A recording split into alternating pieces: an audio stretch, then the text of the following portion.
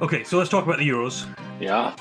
We've got obviously lots of players, but lots of teams playing. Do you want to maybe just say a few words at a high level and then we can dig in? But what are you Yeah. thinking? I mean, the Euros, I think outside of the World Cup outside of the World Cup, it's, on level with the Copa America in South America for the best non-club tournament around. Um, and, as you can imagine, Europe just has just so many great competing nations and they all know each other very well because a lot of them intermix at the club level. So you're going to see a lot of people who know each other. And travel wise, it's also a lot easier for the Euro players because they haven't had to go back to South America, for example, to do their internationals when they play in Europe, which many of these folks do. And so that's just another thing to keep in mind about the level of competition. Thinking about the Euros is very high because a lot of players get to stay home. Basically, they don't have to travel very far. Hmm. Yeah, and there's 24. Oh, wait, we should Go ahead. we should mention that Italy are defending champions, Okay, and so I didn't they know that. they are they are seeking to hang on to this thing. It was not France, it was not Portugal, it was not Croatia. Some of these favorites that it was not Germany, right? And so, Hmm. anyways, it was Italy, and yeah, and they're defending the title. So it's a big deal. So just to give some brief highlights of what it looks like, there's six groups, A through F, with four teams in each. They've played, not everyone has played yet, so we're still fairly early. We've seen two matches in looks like four or five of the groups, and so we'll still see if there are any upsets beyond what we've already seen. It's been an interesting few days, but they are playing in the space of 7 or 8 days, three matches, it looks like. So Oh, there's a and we lot. should and we Right. should yeah, and we should mention it's taking place in Germany. So the Mhm. Euros are being hosted in Germany. They're not flying all over Europe for this, so that's That also a helps. little bit easier Yeah. to deal with. And it's set up as a table structure in the beginning, so you're grouped into these, four team or four nation little mini league, and you play each other. I think it's just one time in the Euros, if I remember correctly. I think it's just one time. So you play three matches in the group stage, Mhm. and then top two automatically advance, and I believe third place, depending on points, some That's third right. place teams will also advance to the elimination round. And then after that, it gets kind of more American style, where it's just single elimination, and we end up with one winner. Yeah. I mean, one way to put it for any Americans who, if we get anyone to listen to this, it makes me think a little bit of March Madness, where you have different Yes, than you have, and then they sort of advance over the course of the competition. I'm sure it's different in some important ways, but that's kind of where we are at the beginning, where we're seeing the sort of first few get knocked out.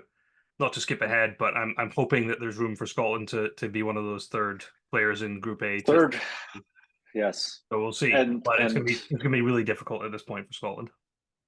that's right. And one of the things is one of the tiebreakers is goal differential.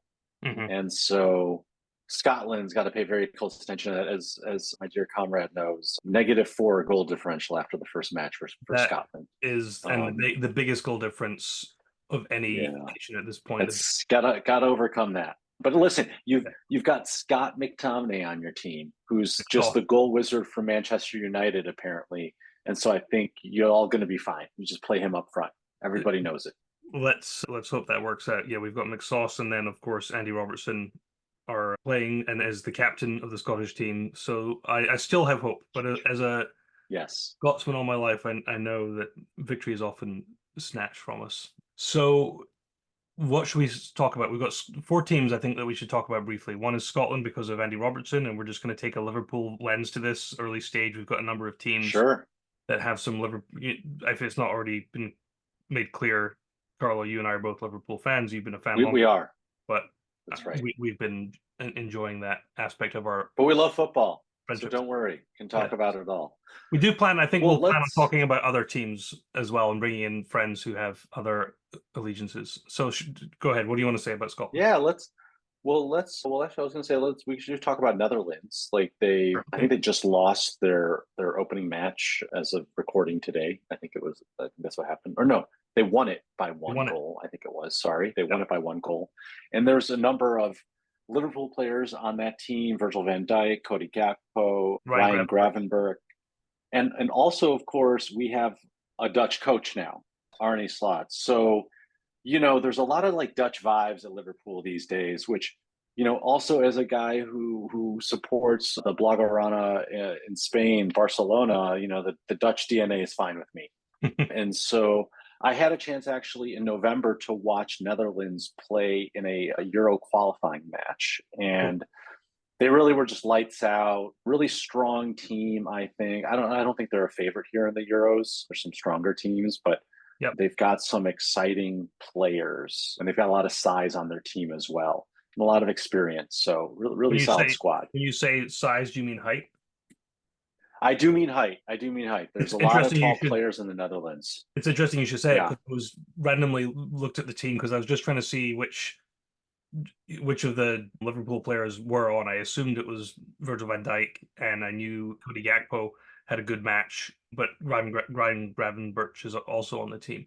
And I saw on the table their heights listed, so I just did a quick Excel or G sheet. Yeah. No, this is a tall Average team. height. Do you want to know the average height of the Dutch team? What is it? Okay, Can I do it in imperial units? Is okay. We're going to do it in meter. feet and inches. Like we could do it in meters, I suppose. But I've got Okay, it. so let's say 6'3". Okay, it's not it's close. The average appears to be 6'1". Ooh, Which very isn't good. bad. But you know they have That's some not pretty bad. tall players. Their tallest player, it looks like, is 76. They have a couple who are 76 inches, more than a couple, 75, 74. So the average is 72.8 Yeah. inches. So anyway, they're pretty tall. I have to check the stats. I did that really quickly before we started this, but they're definitely a tall team. Very exciting. And I'll say this too, for the Americans, so you know, the Dutch fans aren't easy to please. Okay, I watched this in the Ajax Stadium. I watched Netherlands play. They weren't happy with their team playing Ireland that day. They wanted them to be better and also play beautiful football. And so in the Euros, you get that sense from the fans as well. They're looking for more than just getting that trophy and the bragging rights. The Dutch fans also wanted to look a certain way, quite frankly. I think that's an interesting point. Yeah, when I think of football, it's also about style, and like people love players that Mm-hmm. have personality and style. And so I think of like Nunez on Liverpool right now. A lot of fans Yeah, love him just because of the way he plays and his yeah. attitude. And he's not just a nice guy, it would seem, but he also just sort of brings a lot of passion and energy to the game. Even if some people wish he scored more. But Yeah.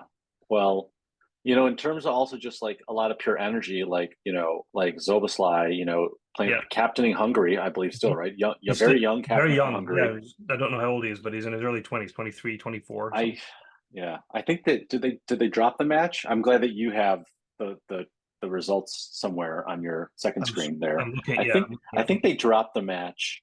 And so I think that they took an L there. You know, Hungary is not a blue chip kind of team like France, you know, that's just loaded with stars Yeah, from clubs. Okay. And so there you get like a, you know, scrappier team, a team that's going to hustle hard, a team that likely, you know, has got a coach who's making them play very practically. And so, but that kind of fits what we know of our guy, a very tireless midfielder, like a workhorse, someone who, you know, towards the end of the season, if you were paying attention a lot, you noticed that, you know, he wasn't getting the same kind of minutes he was in the yep. beginning of the season. But and maybe that's because there were a lot of minutes on the legs. And so maybe the energy wasn't there, the quality wasn't there because of that. Maybe speculation. Well, that's part of it, but then you also had, you know, McAllister and Endo and some other great midfielders who were sort of getting a lot of minutes, and some others in the mix. So, Mm-hmm. but Mm-hmm. I agree with that. And then of course there's England, which, you know, every good That's American and Scottish and Irish person should root against, right? Like we never want absolutely. the English to win. Well, I think it's funny. Absolutely do not want them to win. You seem to be more hostile to England than I am. No, definitely anti-England in this campaign. I'd rather see Italy do a repeat. I don't know if I would want to see in its place Mbappe lift the cup. I'm not sure I want to see that as a guy who's going to Real Madrid. So not sure if I even want to see France win, but I'll take somebody else. And you know, if it's the Scots, hey, If we get through and we work some magic, that would be great. The Netherlands. I was going to say when you were talking about the Netherlands has always been the team that I've sort of defaulted to, just because I loved watching them growing up. They were just great in whether it was the World Cup or And they're orange. and they're orange. So I mean, like literally, they're orange. so yeah, So it's a great stands out for bright kids. color. You can watch them easily and figure out who's who's on the team.